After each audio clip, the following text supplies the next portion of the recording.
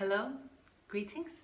Today I'm going to be sharing with you a yoga posture called Vīrabhadrāsana, also known as warrior pose.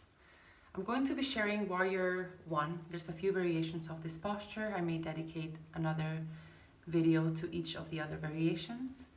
And the Sanskrit meaning of this word, if we were to break it down, Vira means hero and Bhadra means auspicious.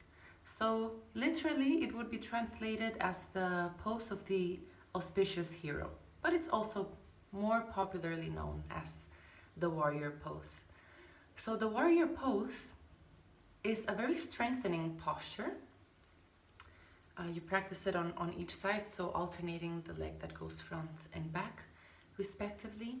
It's very strengthening for the legs, the calves, the thighs, the buttocks, the backs. It releases tension and increase in the shoulders and increases flexibility in the shoulders, and it also helps to relieve stress, as it's a posture that gets you out of your mind and into your body. There's a few contraindications for this posture, so don't practice this posture if you're recovering from ankle, knee or hip injury. Also, if you have high blood pressure or a weak heart, don't practice this posture. Yes, so let me show you how to practice this posture. So there's a few different ways in which you can actually come into the posture. If you were to first practice it stand alone, because you can practice it on its own or as a part of like a series, like if you're doing a warrior flow, which you can put together yourself. Maybe after I show you in future videos a few other warrior poses, you can begin to play around and combine different warrior poses in your flow as you would in Vinyasa yoga. Yes, but first, if you were just to practice it on its own, you would come to stand on the top of the yoga mat, and then you come and step back with the left leg.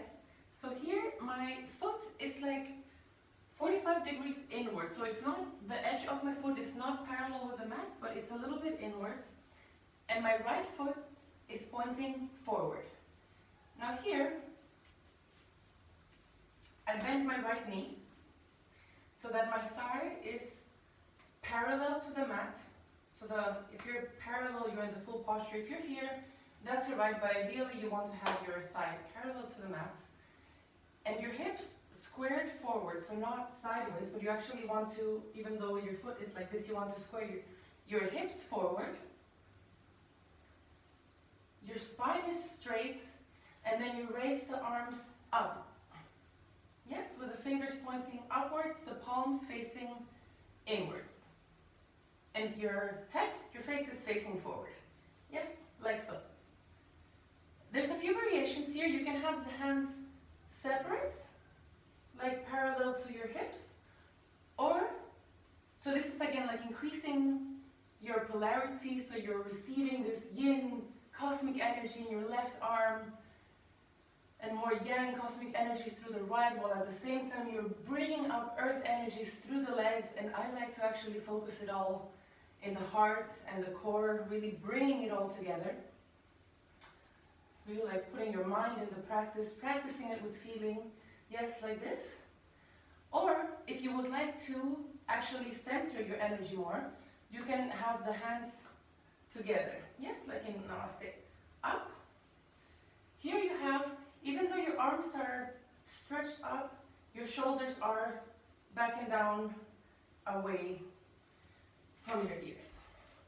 So for example, you're not like putting them like this, but you're having the shoulders down, yes? So this is warrior 1.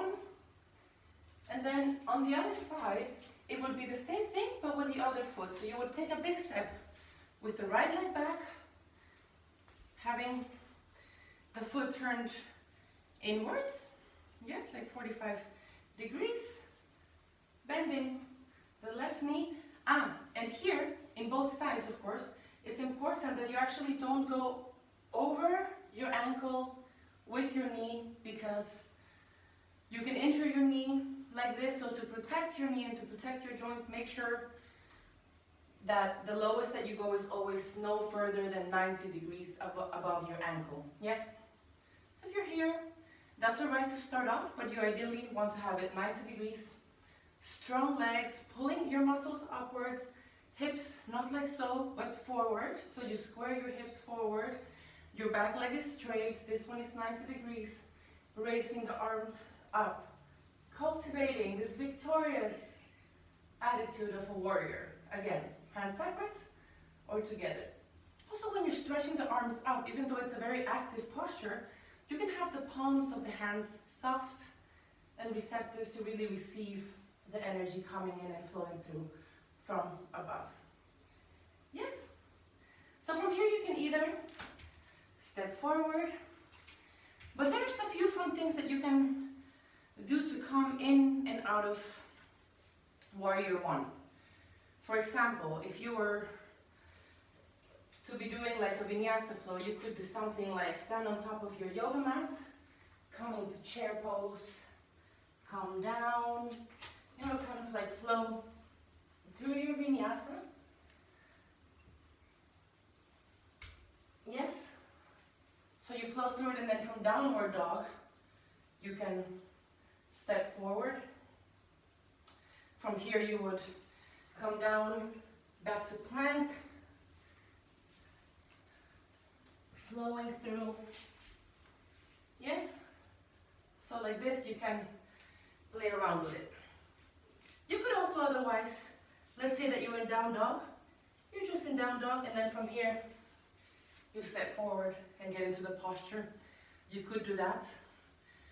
Or perhaps you're in Vīrabhadrāsana. If you would like the wide-legged forward bend, you can watch my video titled Vīrabhadrāsana if you would like to learn how to practice that posture. Let's say that you were here. Yeah, so from here you would come up and you would actually just adjust the angles of your foot and come into the posture. There's also, like, if you want to come into it from the goddess pose, you can just adjust your position. So the warrior pose is a fun posture in the way that you can, you know, come in and out of the posture, because there's many different ways to do it. So have fun with it. I hope you enjoy this posture. I hope you keep cultivating your joy of yoga, your joy of practice. I hope you have a beautiful day. Thank you so much for tuning in. May you be well, may you be healthy, may you be happy, and may you be free. Namaste.